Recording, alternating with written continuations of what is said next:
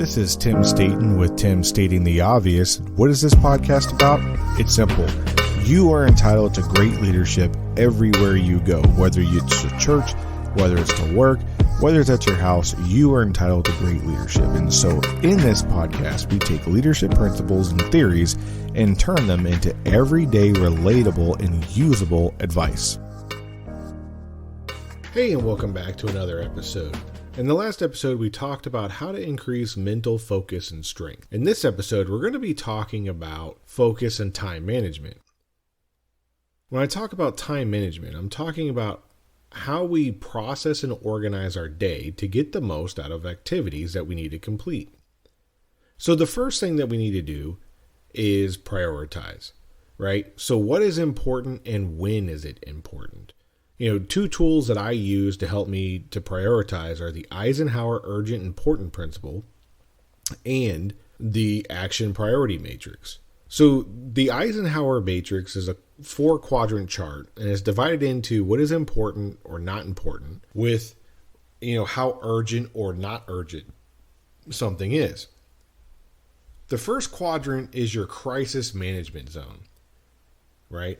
So that is something that is important and urgent and must be done. You have to take action on it. In order to reduce this list in this quadrant, you need to spend more time in quadrant 2 so things don't go into crisis management. And quadrant 2 is your future planning, thinking, and strategic planning, and also your scheduling quadrant. The more time you spend here, the better outcomes you'll have in quadrant 1 and being able to stay out of other quadrants.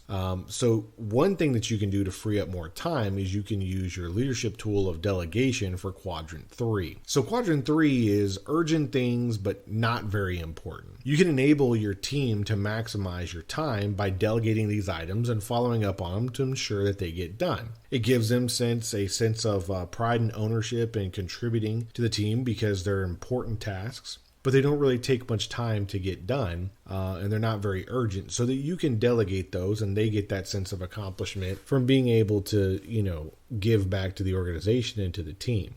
And definitely follow up on them to make sure they get done. Anything you delegate, you always want to follow up on to make sure they get done. Now, moving into quadrant 4. Quadrant 4 is the not urgent and not important zone. You can work on getting rid of these items here that don't align with the company goals or in your personal time management that don't align with your overall goals that you're heading for. It's okay to say no. I just want to remind everybody that it's okay to say no to things that, if someone tries to give you a task or a task creeps up and you're like, this isn't in line with, the company goals that we're working on, or this isn't in line with my personal time management goals. So no, I'm not going to do it. And it's taken me a long time to learn that principle, but it actually really, really helps out when you can say no to those tasks because they don't align to what you're going after or what your team is going after. Now, I prefer the Eisenhower Matrix over the Action Priority Matrix because it's more leader-centric. But if you're first starting out and you need a similar but useful tool, then the Action Priority Matrix is another great tool to use to help with what is important. It's the same concept with the quad chart, but it's relational to impact versus effort. So quadrant 1 is your high impact, low effort areas, and this will get you some quick wins with the greatest impact. And the second quadrant is your big or major project area. Just like the Eisenhower Matrix, these are things that are going to require a lot of time, a lot of effort, but are very high in importance. Now, being able to distinguish between how much time something will take and set expectations are important when it comes to time management. So, being able to distinguish between how much time something is going to take and how important it is will help you out, especially if you're first, starting out in a leadership role and you're really first trying to time manage multiple things. Putting things in the right categories and then explaining to people, hey, this is going to take some time and, I'm going to need a lot of effort to put that into it, will help you in your time management goals moving forward. Now, the third quadrant is your fill-in. That's your by exception and consider these tasks if you have time to do it. These are low impact and low effort tasks. I tend to think of these as if it only takes 5 minutes to do something, then take the 5 minutes to get it done. And lastly, The high effort and low impact areas, these are your thankless tasks or avoid doing these tasks. These have low impact and require a lot of effort. But if you can find ways to get rid of these tasks or push them off or delegate them, that's what this quadrant is for. So if you're first starting out with, your time management, you're kind of learning organizational time management, the action priority matrix is a good place to start. But then I would recommend moving up into your Eisenhower important urgent principle chart, because that will really help you fine tune your leadership skills and fine tune your time management skills first onto what is really important and what you're actually going to do versus what you can delegate off, and still develop your people. Now, these two matrices are very similar, but they're very different. What I typically do is I use a whiteboard for these matrices, because it's really simple to write one in one category, and then it can actually move to another category based on scheduling and time and priorities of events. So whiteboards are really good for these matrices to be used. Now, yes, they do have apps. So if you're a digital person and if you want to digitize something, they do have it and you can manipulate it very easily. But I find that, these productivity apps or these apps sometimes are just another step in a process and not as easy as a whiteboard. So when we talk about time management, right, you don't want to do anything that's going to take up more of your time. You're going to want to do things that give you more time back. So I like whiteboards, so I recommend using the whiteboard for these things, because it just makes your life a lot easier. You could use the app. I just don't think that app will make your life easier when it comes to learning these matrices and actually applying them. Now, the next thing that you got to do is scheduling, right?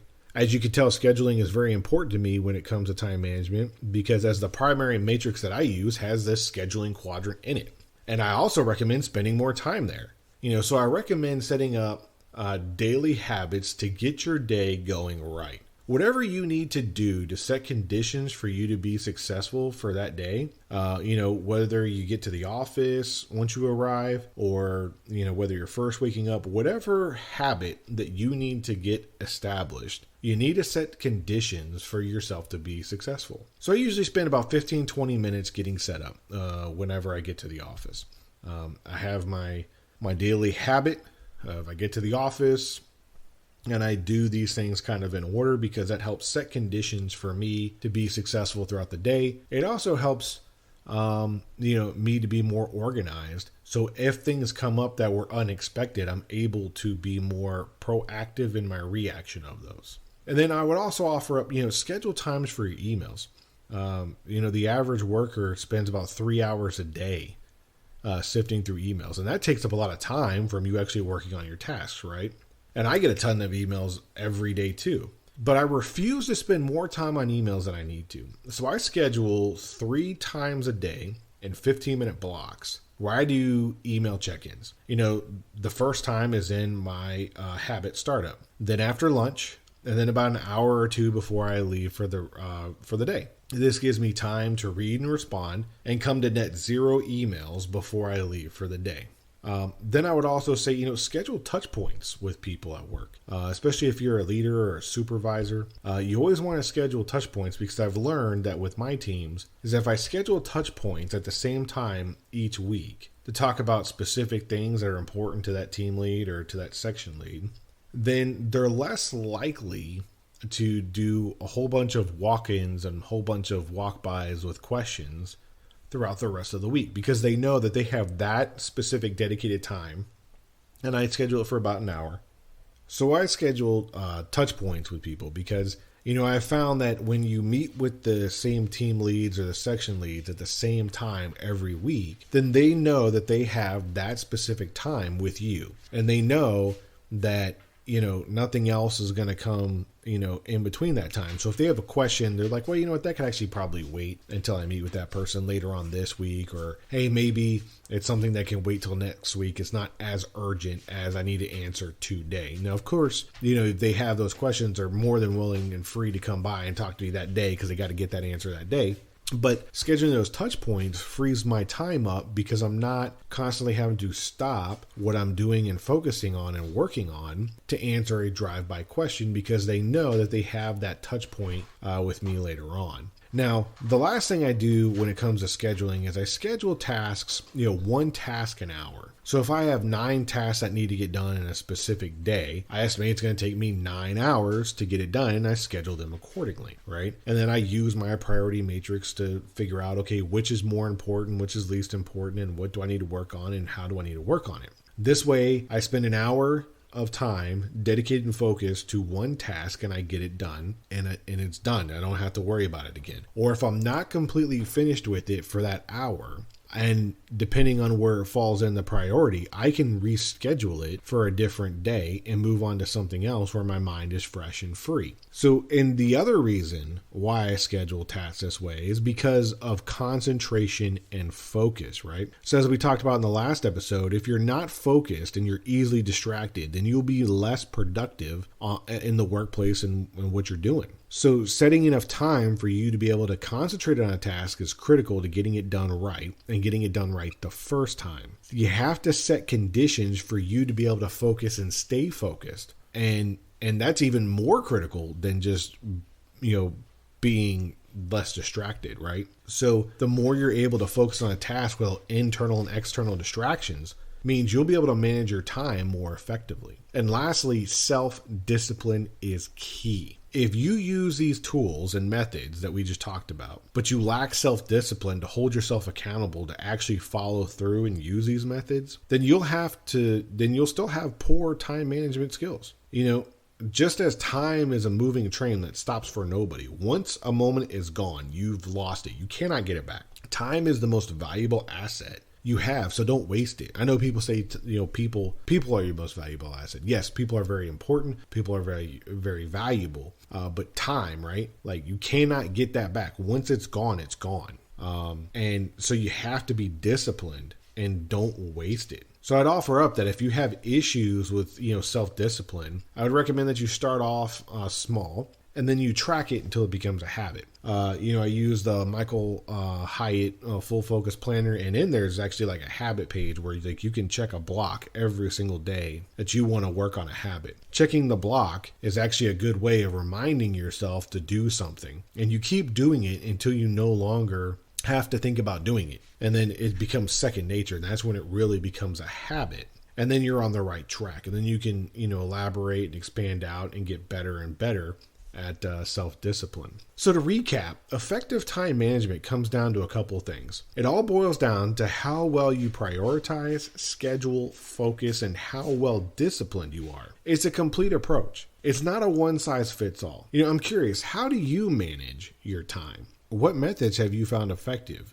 Do you use any of these methods that we talked about in this episode? And if so, how have they worked for you? Lastly, before we go, if you got some value out of this episode, please like, comment, share, and if you haven't followed, if you could do that, it'd be super awesome. And also, don't forget to hit that bell icon so you can be alerted when I upload new episodes. I want to thank you for listening to this episode and come back for another one. I'm Tim Staten, stating the obvious.